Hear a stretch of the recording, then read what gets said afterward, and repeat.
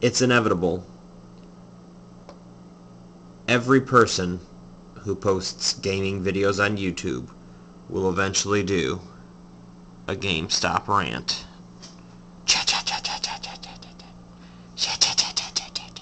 Okay, so I'm watching a slew, a plethora, a gaggle, a large amount of rant videos about Lamestop. And I have to pretty much put in my 2 cents because, yes, there's a lot of good valid points and there's a lot of very mediocre points.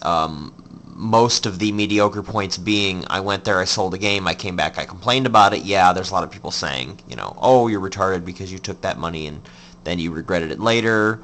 You know, you're basically a, what do they call that? Oh, I had a word for it.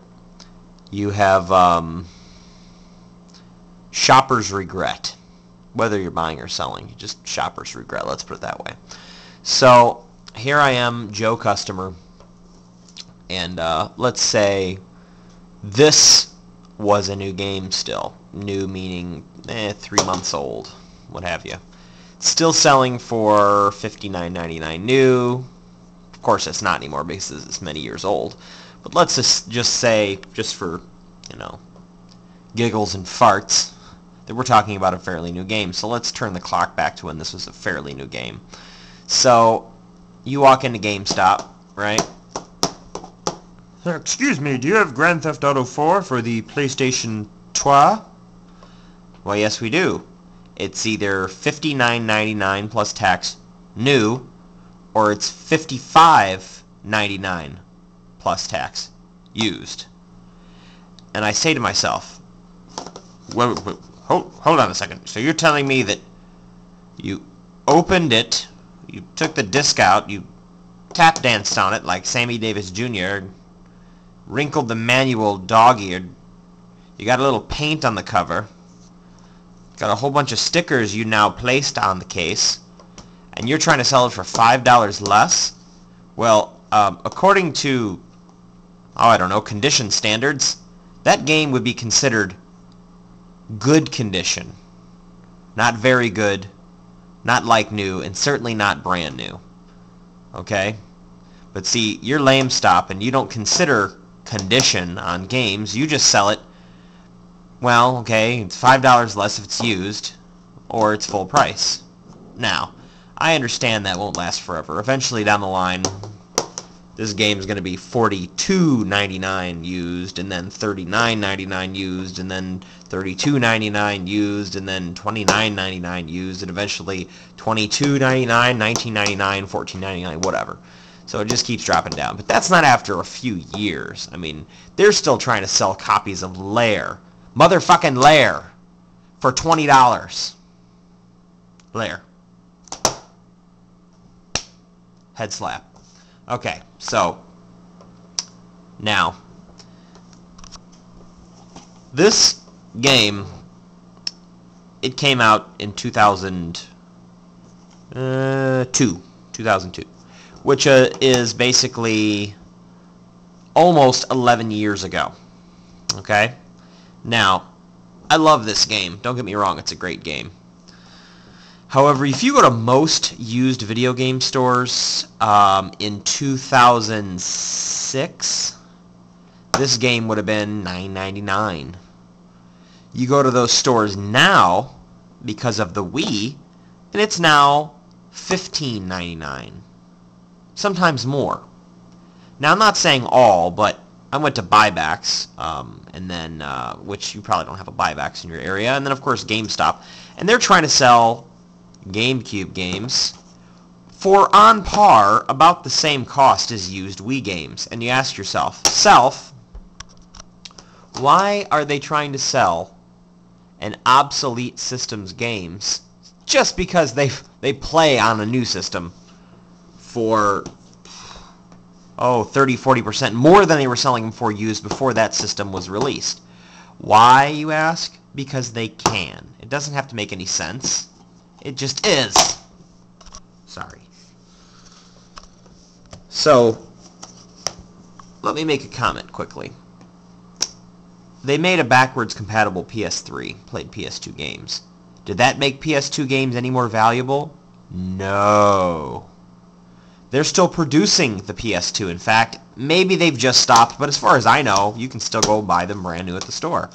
That system was released, and I believe 2000 or 2001. Now, since I'm not that huge of a PS2 fan, I mean, I had one, it was okay. I can't remember exactly when it came out. I think it was 2001. That's a long run for a system. That's 10 years old, pretty much. I mean, not quite, because, I mean, it was released, I believe, in the spring or summer of that year. But if it was 2001, that's almost 10 years old. So you're looking at just about the same time frame. Now, if you go back to a 2002 PS2 game, yeah, maybe if it's some rare RPG or some really collectible limited release game, they'd have a reason to sell it for $20. But, I mean, you can go back 3 years ago and get PS2 games that are only $4.99 used now. Why? I'll tell you why. PS2 sold about 100 times the volume of Nintendo GameCube, even though GameCube graphics, gameplay, far superior to PS2, in fact. If they would have had better developing going on for their games and maybe some shared format, their format would have been shared with developers making games for Xbox and Sony, Microsoft and Sony, they probably would have had just as many sales. But no, they were viewed more as the family-friendly kid title system. Where am I going with all this? Well, I'm going back to GameStop. So you walk into a GameStop, even today, you can get the Grand Theft Auto Greatest Hits, or whatever they call it nowadays, the red-cased version. I think it's $19.99. But yet they're still trying to sell this older version with a scratched disc and a bent, dog-eared... Well, mine doesn't even have a manual because I got mine on Amazon for like $10 2 months after the game came out, pretty much. Yeah, they're trying to sell the same freaking game, older, in worse condition, for $5 less than you can get a brand new copy for. Right? That doesn't make any sense. Not at all. Alright, so you go into GameStop, and what do?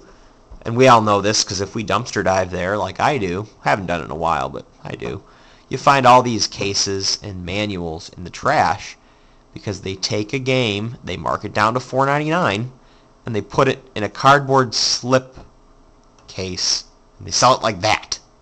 Just the disc. You gotta say to yourself, why would they destroy something as important as vintage games? Doesn't make it have to be a terrible game. It could be a Jak and Daxter game. It could be an old Grand Theft Auto game.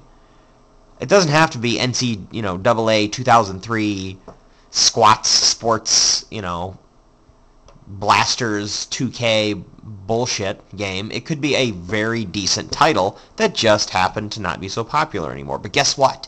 In about 10 years, when GameStop ruined and destroyed 90% of those collectible games, carrying cases, and instruction manuals, they're actually hurting gamers. Okay, power to the players, right? That is not correct.